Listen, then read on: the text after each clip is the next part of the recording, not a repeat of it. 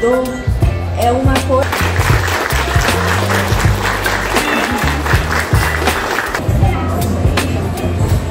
Hoje estamos no lançamento de um livro que fala sobre uma pessoa muito especial, uma estrela. E vocês vão entender por quê. Estou aqui ao lado da Júlia de Souza Machado, que é a escritora, e ela vai falar um pouquinho sobre que estrela é essa. Muito obrigada pela oportunidade. Essa estrela é um menino de cabelos revoltados, que adora brincar com seu pai, sua mãe, seus amigos, mas que um dia ele teve que deixar seus pais, seus amigos, para ir morar em uma outra casinha, deixando muitos corações partidos e chorosos.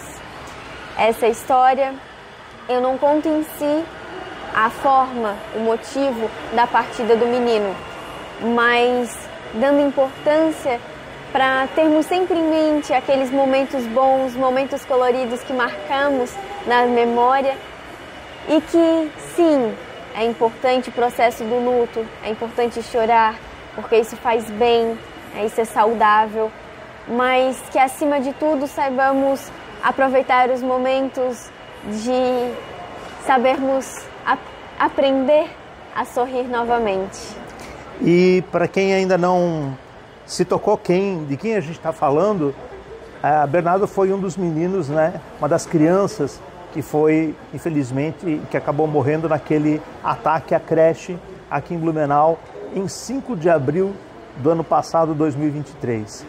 E no dia de ontem, né, a gente lembrou dessa triste data e também de tudo o que isso mudou em termos de segurança nas escolas, enfim.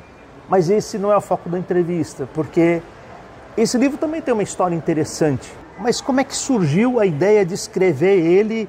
E parece que antes do Bernardo partir para olhar a gente lá de cima com todo carinho, já havia um projeto, né? Sim. Quando eu publiquei o meu primeiro livro, foi uma realização de um grande sonho. E o Júnior, a Jennifer, os pais do Bernardo, que sempre acompanharam comigo esse processo, eu fiz uma promessa para eles, porque eu pensei, se eu realizei esse sonho uma vez, será que eu não consigo realizar ele pela segunda vez? Então, isso foi em que ano? Em 2022, Bernardo estava com 2 anos.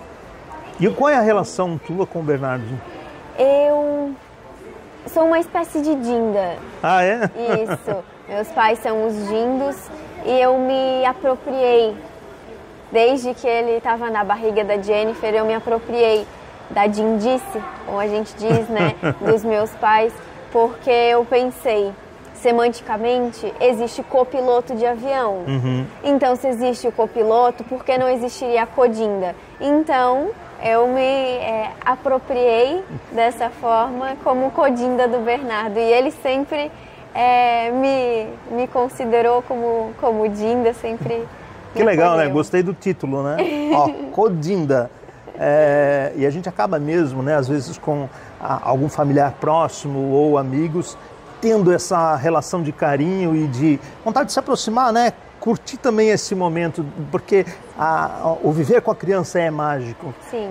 Essa questão dessa magia, dessa relação, é algo que também te motivou a escrever o livro? Com certeza. O Bernardo era uma criança extraordinária.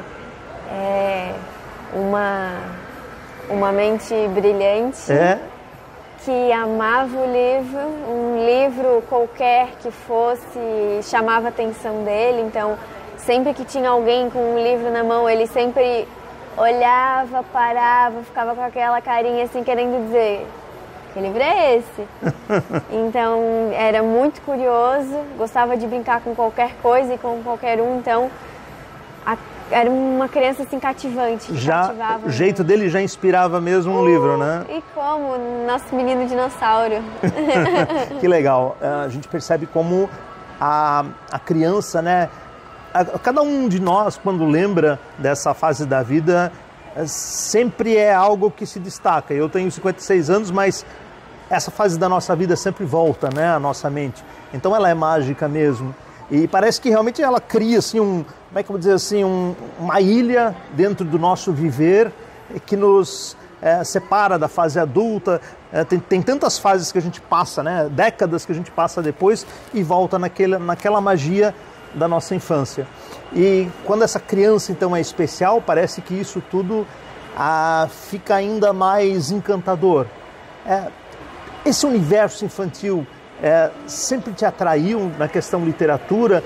Antes, por exemplo, de ser escritora, tu tinhas uma leitura nessa área? Sim, sempre. Eu leio desde pequena, eu sou incentivada à leitura, à escrita desde uma idade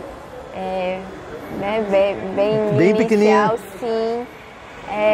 Meus pais são professores, então eles plantaram essa sementinha em mim da literatura. E aos 9 anos, mais ou menos, eu aprendi que uma das formas que eu me conhecia e que eu conseguia mais expressar os meus sentimentos era escrevendo. Que legal. Então, por muitos anos, eu colocava no papel o que eu estava sentindo, a minha forma de ver o mundo. Uma coisa extremamente pessoal, quase como um diário. Uhum. Mas que aos poucos essas palavras foram se juntando em parágrafos, em páginas, tornando histórias. E as ilustrações, elas são de quem? As ilustrações são do Júnior Marques, um ilustrador que fez um trabalho fantástico com exatamente aquilo que tu imaginavas, que eu né? imaginava, algo bem colorido. Uhum. Bem divertido. E numa linguagem moderna, né? Uma linguagem moderna, algo que dance na imaginação da criança, porque na imaginação infantil não tem um cenário fixo, como a gente na imaginação já de um verdade. Adulto se proporciona. Na imaginação infantil, se tem chão, se não tem, pouco importa. Então, essa é a magia, né? Essa é a magia de um livro infantil. E, Júlia, tua carreira ainda tem essa linha pela frente? Pretende partir para uma linha juvenil, uma linha adulta? Porque a gente percebe também, eu fico muito feliz que a gente vê muitos escritores e escritoras partindo para essa linha infantil, né? Porque tem um público cativante e também é algo que eu imagino que para quem escreve é prazeroso, porque ele tira um pouquinho a gente do chão e de vez em quando a gente precisa sair um pouquinho desse pé fincado na realidade, porque a gente vive a realidade real de pisar no chão, mas a gente também tem os nossos sonhos, aspirações. Sim. Minha primeira história é um romance infanto-juvenil. Ah, que legal. Então é uma história mais densa, algo extremamente leve também, um romance com pitada de aventura, então eu gosto disso, adoro um romance policial, aquele que tu encontra várias peças de um quebra-cabeça e monta a história, adoro. Mas qual é a tua escritora preferida ou escritor? Olha, essa é uma pergunta muito difícil de se fazer. A lista é grande. Tem tantos. Eu adoro a forma de escrita da Paula Pimenta. Acho uma escritora sensacional, porque qualquer pessoa consegue ler e entender o que ela quer dizer. Então eu acho uma forma fantástica de escrever. Mas eu também adoro os clássicos da literatura portuguesa, adoro uma escrita rebuscada, então qualquer escrita para mim é válida. Legal. E para a gente finalizar, o teu sonho é seguir nessa carreira como escritora e de repente partir também para algo mais adulto, mistério, enfim, já tem alguma coisa assim a longo prazo em vista? Essa é uma pergunta legal. Meu mundo é um mundo infantil. Minha carreira, minha área de atuação, eu sou formada em Direito. Minha atuação é nos direitos humanos e direito internacional. Hoje eu tento seguir a ideia de fomento à educação. por parte, né, do direito à informação, à educação, que isso é um dos objetivos de desenvolvimento sustentável da ONU, da Agenda de 2030. É um projeto meu de vida, quero que seja profissional. E eu acho que maneira melhor de atingir isso do que as crianças. Que melhor maneira de mudar o mundo do que começar pela semente, né? Exato. Muito legal. Parabéns aí pela tua iniciativa e, pessoal, quem tiver passando por uma livraria e ver Bernardo, uma estrela brilhante, vive entre nós e a gente valoriza uma escritora. É de Blumenau? Sou de Floripa. Tá de Floripa, passando por aqui. Legal, parabéns e muito sucesso para ti. Muito obrigada.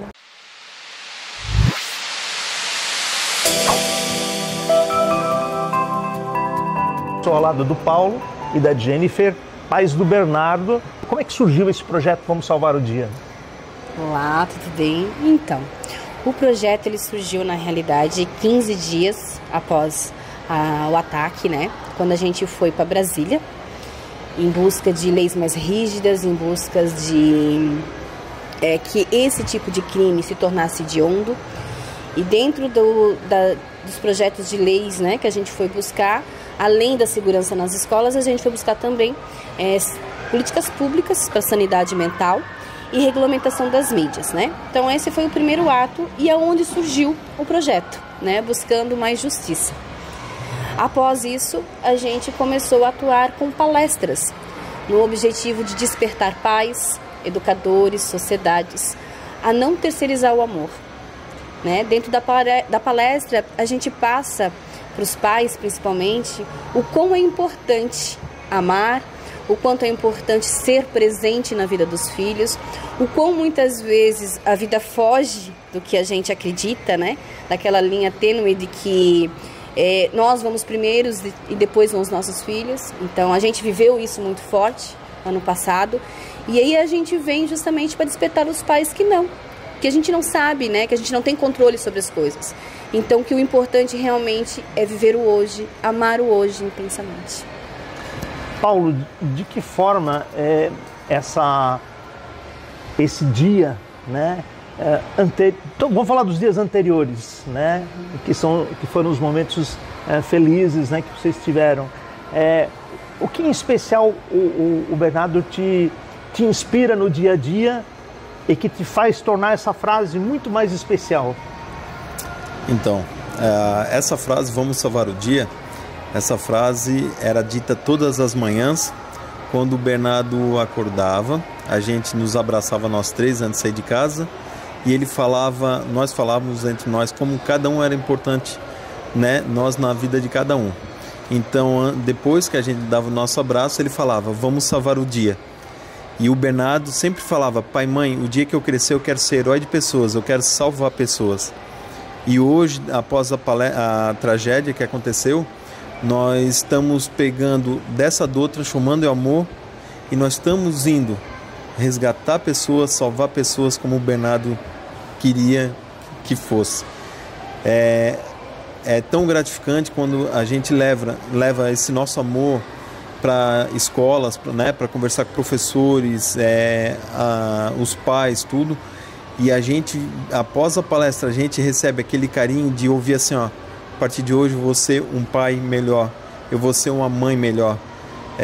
Isso nos dá gratificação de que nós estamos salvando vidas como o Bernardo queria. E é bonito, né? Quer dizer, imaginar que ele sempre sonhou com essa figura do super-herói e de repente ele deu esse poder para vocês, então, né? De serem super-heróis. Ele está dando esse poder lá de cima, ou do nosso lado. Com certeza ele está presente. Com certeza. E o que, de certa forma, assim, depoimento que tu ouviu depois de uma palestra, ou um acolhimento especial que essa palestra deu para vocês, que te marcou de forma mais especial nessa trajetória de um ano? Nós somos em 4 pessoas dando a palestra, né? Eu, a Jennifer, a Regina, que é a mãe da menina Larissa, e a Deise, que é a nossa psicóloga, né? E eu venho sempre com informativo, né? do pai, né? E quando eu falo, né, nas palestras como eu era com o Bernardo, e chamo a atenção dos pais, homem, para que ele viva a vida dele com o filho dele, sendo presente, sendo participativo, né? É gratificante chegar no final de uma palestra e ouvir como eu ouvi de um pai que olhou para mim e falou assim: tu salvou minha vida. Tu salvou minha vida porque eu vou ser um pai diferente para o meu filho, né? E quando eu começo a falar na palestra, que eu digo para vocês, pais, homens, que eu começo a falar na palestra, e aí daqui a pouco eu vejo um pai chorando aqui, um pai chorando ali, eu vejo que eu consegui tocar o coração desses pais, porque eu era um pai presente na vida do Bernardo, desde o momento que a Jennifer falou, eu tô grávida, até o último momento que a gente deixou ele na creche, nós saímos, ele fez um coração para nós, eu fui um pai participativo, né? E então eu acordo esses pais, participem da vida da vida do filho de vocês. E foi a maior emoção que eu ouvi de um pai dizer: tu salvou minha vida. Salvou minha vida, eu estou sendo aqui um novo pai para o meu filho. Isso é muito gratificante em ver que de repente um pai acordou e vai fazer diferença na vida de um filho. E a gente sempre, quando começa a lembrar, né? Eu tenho 56 anos, então quando a gente é pai e a gente tem as crianças, a gente está no auge da nossa vida profissional, da nossa corrida, da nossa falta de tempo, e depois, né, a gente vê os nossos pais, né, os avós deles, tendo mais tempo, e a gente olha com uma certa inveja, né? Puxa, por que eu não dei esse tempo? A gente sempre tem, eu sempre tive esse sentimento de culpa de estar trabalhando demais, de estar correndo atrás demais. E essas palavras vêm a lembrar que nós somos sim os donos do nosso tempo, né? Que você vai ter que abrir mão de alguma coisa que você muito queria, de que você com certeza ia trazer um resultado profissional, mas que aqueles minutos preciosos, aquelas horas, aqueles dias vão ser incríveis porque ficam na nossa mente. É o que fica na nossa né? mente. E eu sempre penso, quando a gente tem uma criança, que a gente é responsável pelas alegrias que eles vão guardar numa coisa tão importante que é a infância. Sim. Né? E a Jennifer estava dizendo que perdeu, né, o primeiro filho. Eu também perdi, né, com 3 meses, má formação congênita, um problema bastante comum, né? E como mesmo eles não estando aqui ainda, já estão, né, nos fazendo felizes e nos fazendo sonhar. Então, mesmo que a gente não conheça, tenha eles nos nossos braços, mas eles já fazem parte da nossa vida, né, mesmo que se vão um pouco antes. Exatamente. O que esses anos maravilhosos ao lado dele te fizeram refletir sobre a importância de ser mãe? A maternidade, ela sempre foi um sonho. Como eu te falei, levei 5 anos para engravidar. A primeira gestação, infelizmente, eu perdi, e depois veio o Bernardo. O Bernardo foi a realização do meu sonho de ser mãe. Eu pude educar, eu pude desenvolver, eu pude dar muito carinho.